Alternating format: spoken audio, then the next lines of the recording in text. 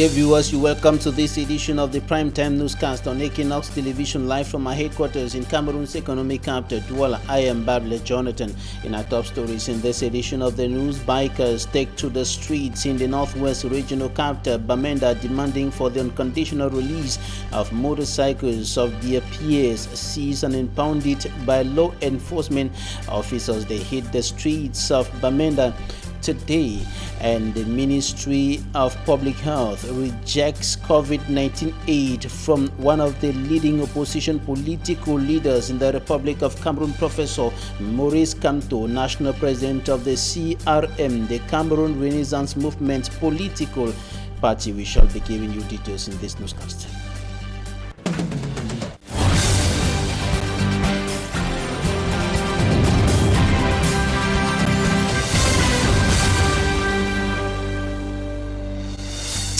Thanks, ladies and gentlemen, for joining us on this edition of the news on Équinoxe Television. We're going to begin right away in the northwest regional chief town, Bamenda, where commercial motorbike riders hit the streets today, demanding for the unconditional release of motorbikes of their peers seized by law enforcement officers. And the motorbike riders staged a peaceful protest in the town of Bamenda today, and they moved on the streets, notably in Commercial Avenue, the city chemist roundabout, where they made their grievances known to the city mayor at Chumbong Tembang Paul, and most of them had seen their bikes seized by forces of law and order for failing to procure identification documents demanded by state authorities. And the seizure was equally motivated by the increasing rate of kidnapping, theft and harassment by men on motorbikes in the town of Bamenda, in a region hit by socio-political and security tensions for close to 4 years today. And some of the atrocities are committed by men on motorbikes. And a few weeks ago, a shop owner was killed at the hospital roundabout, and the alleged assassins escaped on a motorbike. And in a last security meeting in the town of Bamenda, the Minister of Territorial Administration at Tanganji Paul instructed that all commercial bikes should be painted yellow, and bikers should have a jacket, insurance and a driver's license. And with regards to this instruction from Minister Tanganji Paul, several motorbikes were seized for not having these documents and for failing to respect the administrative instructions they pledged to respect. And the bikers who took to the streets today in the town of Bamenda through the voice of their leader, that is the president of the Reformed Bike Riders Association in the town of Bamenda, said, I quote, "We are all humans. We need to feed our families. We are tired of kidnapping and killings perpetrated by people claiming to be bike riders." And the bikers pledged to respect all the instructions of the Republic, but in turn demand to be respected, notably by law enforcement officers. The president sent a strong message, that is the president of the Reform Bike Riders Association sent a strong message to the administrative authorities, notably the security forces, to stop harassing them while they play or they go about their daily duty, and the to calm the commercial motorbike riders. Some council authorities were at city chemist roundabout today, notably the city mayor of Bamenda, and of course the mayor of the Bamenda 2 municipality. And the city mayor reassured the bikers that their bikes will be handed back, but they have to respect the administrative instructions. And that is what happened in the town of Bamenda today. Coming up, our Northwest correspondent Stella takes us to some of the localities in the crisis-hit Anglophone regions where the population are highly exposed to a possible COVID-19 explosion. Ngok Division. A liter of petrol is sold here at 1,000 francs CFA. This is the price the population is paying as the Anglophone crisis drags on. Goods have become more expensive as most roads had not been in use until 2 weeks ago. At the time, the country is fighting the spread of the coronavirus. Owning a face mask or hand sanitizer is regarded as a luxury in Bangolan. I was free to the gateway. No place no day when they decide. Help center. A bouncer be done divide time for we for you. I say the one be done over small stuff. Quand nous sommes arrivés, nous avons constaté que beaucoup parmi eux n'arboraient pas de masque. Et puis les mesures telles qui étaient prescrites par le chef de l'État, se laver les mains et la distanciation n'étaient pas respectées ici. Alors nous sommes venus d'abord, nous avons commencé d'abord par sensibiliser et leur dire quel impact cette maladie a dans notre société.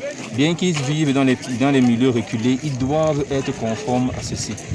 Within the framework of their missions aimed at integrating the population in their activities, the 3rd Rapid Intervention Battalion, under the command of Major B.I.R, carried out desensitization and distribution of 180 tab buckets, 46 cartons of soap, 42 liters of detergent, and 850 face masks to the population of Bangolan and Dop in a bid to fight the spread of the coronavirus. For this specific instance, the whole country is bracing to fight COVID-19. So we're joining into the fight to assist our fellow citizens in remote places that have yet to receive some equipment.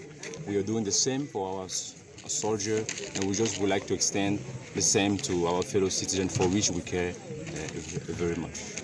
We expect those populations to trust us because we're out there. Our whole reason to be there is for their well-being. The coronavirus pandemic is not the only Ngok Division is facing. The Anglophone crisis has also had its effect on all, including Mr. Kwetong Henderson, Senior Divisional Officer from Ngok, who has not stepped foot in Bangolan since October 2019 when he took over. It has offered me another opportunity to come to the grassroots of Ngok right at Bangolan. We have a lot of separatists who come here from time to time, and we made it very clear to the community that coronavirus does not have a friend. Even those who are in the bushes should heed to the head of state's advice to lay down their guns, come out of the bushes, and let us face the common enemy. These measures being preached in these communities are also practiced at the various camps by the soldiers, as prevention has always been better than cure.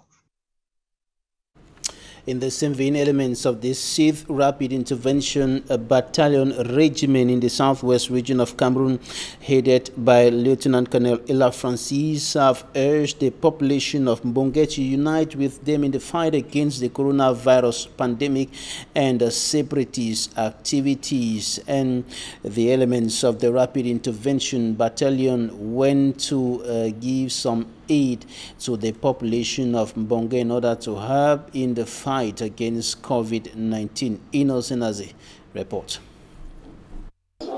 People from the crisis-torn region sitting at least a meter from each other. They are inhabitants from 4 villages making up Mbonge subdivision in the southwest region. Though in hardship, they have not been forgotten, even at this time of another crisis, the COVID-19 pandemic. They have been brought out of their homes by elements of the 6th Regiment of the Rapid Intervention Battalion in the southwest region to receive with soft heart these material gifts, including tap buckets, cartons of soap, face masks, hand sanitizers, and many more as weapons against the virus. I know say I don't feel affected again by the corona. We just thank the government and the military where they really give with this assistance for our village. In fact, we'll be very happy. The military has to join the same fight to come to support the population. That's why we came with some items to help them follow the instructions that have been given by the government in order to prevent themselves from letting the coronavirus enter the village. we made everything today in this event to respect the social distances. That's why you saw people sitting 1 meter from others, from their neighbors. The divisional officer from Mbonge and the Chief Daniel Mata Mokambe, mayor of the municipality, urged the population to make good use of the hygiene kits and respect barrier measures put in place by the government in order not to be victims of the coronavirus. I don't want to have to come here to carry to quarantine or to carry some patients or some people who contracted the coronavirus.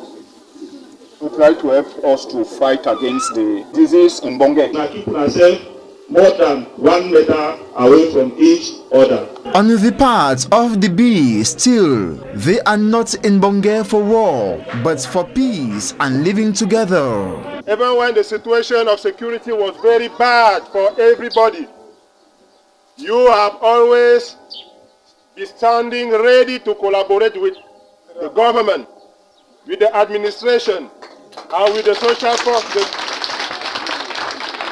and with the defense forces to fight against that enemy, that common enemy that we have together. You know what I'm talking about. Locals of the 4 villages making up Mbonge subdivision implores for basic social amenities, including passable roads, electricity, ensure return of peace for their children to resume school after the coronavirus, and for them to regain their farms. The Rapid Intervention Battalion is for peace and not for war, says the 6th Rapid Intervention Battalion Regiment in the southwest region of Cameroon, headed by Lieutenant Colonel Alain during their visit to Mbonge subdivision. And still in the southwest region of the country, President Paul Biya's COVID-19 aid is now being channeled to the different subdivisions of that part of the country. The governor of the region, B.I.R, received the consignment of anti-COVID-19 material from Yaoundé in Boya and distributed to the divisional senior divisional officers, who will in turn channel them to the subdivisional levels for the gifts to be distributed to the population. Derek Jato reports. The Southwest Governor Bernardo Kaliabilai is handing over President Paul Biya's gifts to the senior divisional officers and divisional officers of the Southwest region before the members of the Civil Protection Unit of the Ministry of Territorial Administration, and they have 72 hours to deliver. In the next 72 hours, all those gifts should be distributed to the grassroots population for them to acquire means to fight the coronavirus. The content are soap, hand sanitizers and buckets. From the instruction of the governor and the minister, we will be able to start distributing this afternoon in Limbetu subdivision. They should expect the distribution of these gifts from the head of state. It's not every day that we'll receive something from the head of state. So they should be excited to come and get their share. And Abba Abdurrahman, divisional officer for Boya, the Southwest Regional Capital, took the lead and launched the distribution campaign. All the people involved are here. We are going to work so that we make sure within the time frame the distribution is done and that it gets to the grassroots population. Right to hygienic situations. Mrs. Nana Abono Marie, Administrator General of Prisons, now on retirement, while appreciating President Paul Biya's goodwill gesture, also pleaded with the authorities on the field not to forget about those in prisons. I am making a fervent appeal to the senior divisional officers that they should not forget those who are incarcerated in the penitentiary establishment of their areas of command, that is the prisons. This former Administrator General of Prisons today runs a non-governmental organization known as Justice and Equity Prison Fellowship Cameroon. Her organization, which has been contributing in the fight against COVID-19 in Boya, Kumba and Manfi prisons, says the inmates in these detention centers are vulnerable. We will realize that you have some inmates there who have never had visits, who have never had even a tablet of soap, and they are really having a horrible, unhygienic situation in the prison. Reason why she is begging for her plea to be considered. For the donor, President Paul Biya also had even those in prisons had heart before carrying out his humanitarian gesture. The Regiment reporting from the southwest regional capital Boya now to the northwest region of the country, where the presidential COVID-19 aid is also being dispatched to the different subdivisions to be handed over to the population. Northwest authorities, administrative authorities, received the consignment of the region at the regional headquarters, PENDA, and our correspondent Stella was there, and she filed in this report. At the premises of the Northwest Governor's Office, 4 trucks are welcomed by the Secretary General Viang Mekala and some heads of services.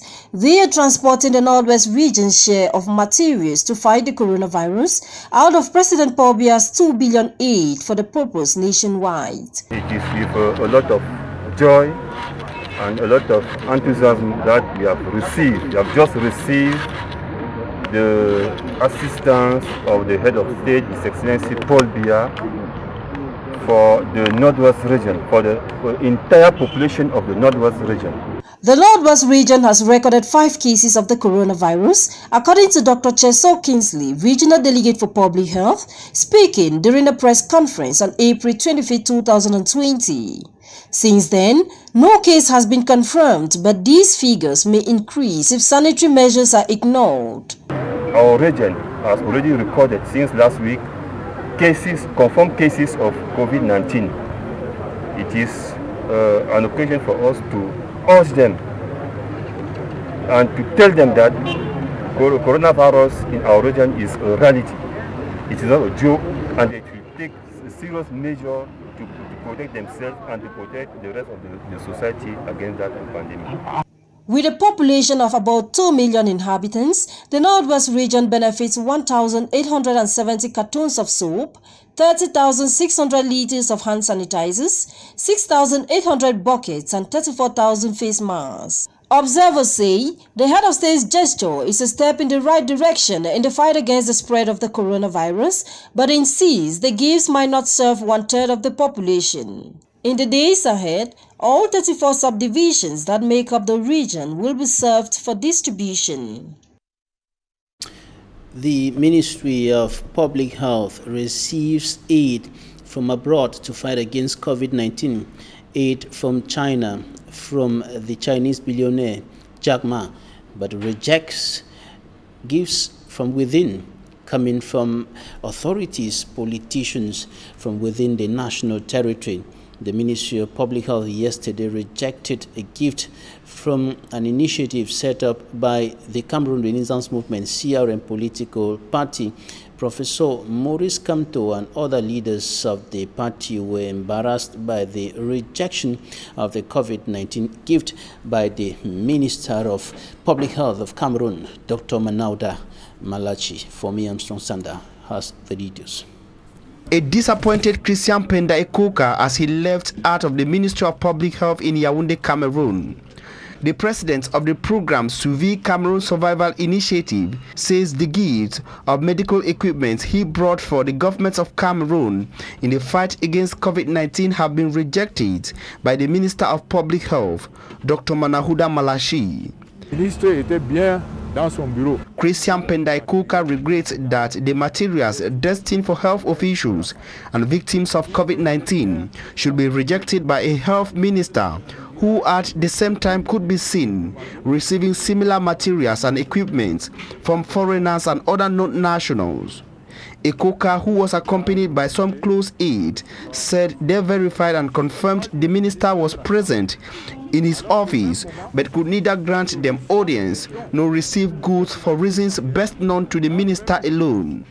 The goods comprise 10,000 face masks, 6,800 specialized masks for medical officials in the fight against COVID-19, and 950 COVID-19 test kits offered by Professor Maurice Kamto, national president of the Cameroon Renaissance Movement political party, as part of his personal contribution to the Suivi Cameroon Survival Initiative fight against COVID-19.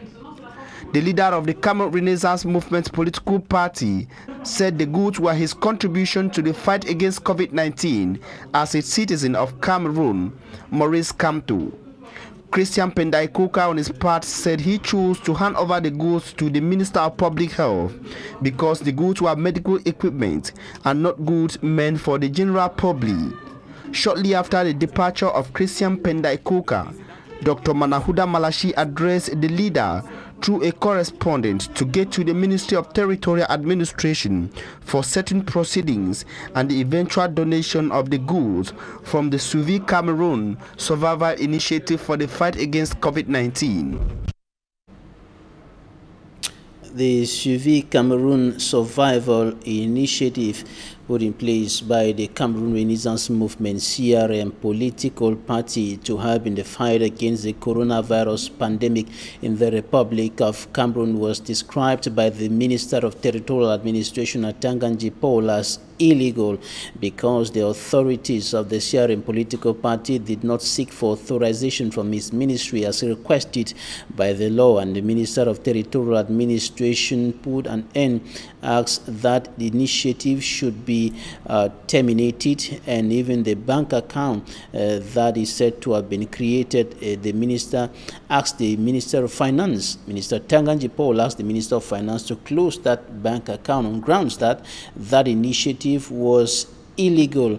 And of course, the Minister of Public Health asked the authorities of the CRM political party to go through the Minister of Territorial Administration in order to bring the anti-COVID-19 gift. And Christian PENDA EKOKA, the president of the organizing committee of that initiative, an ally of Professor Maurice Kamto and the CRM political party, talked to our reporters in Yaoundé, and this is an extract of what he said.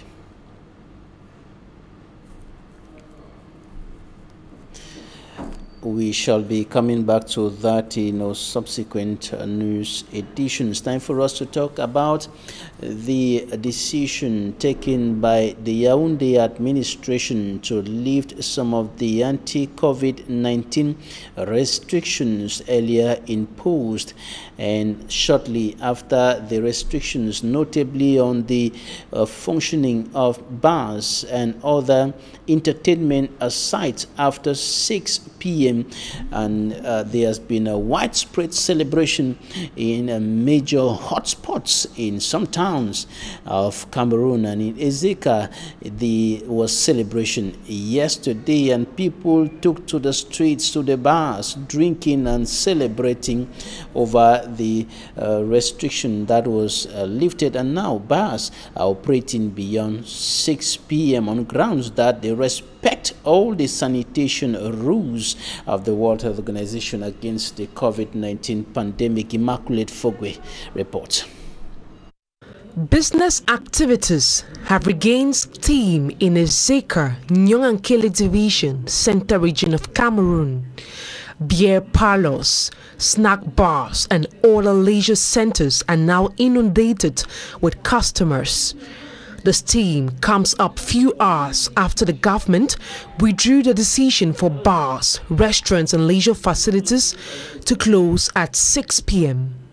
Business operators of the area have expressed a sigh of relief following the new measure announced by the Prime Minister, Chief Joseph Tiangoute. Je suis tellement satisfait de cette nouvelle qui est tombée à 17h. I am very satisfied with the news. I am in one of those domains which had been greatly affected by the 6 p.m. curfew. The timing was not convenient for us because it is from 6 p.m. that we start receiving our customers. We have taxes to pay.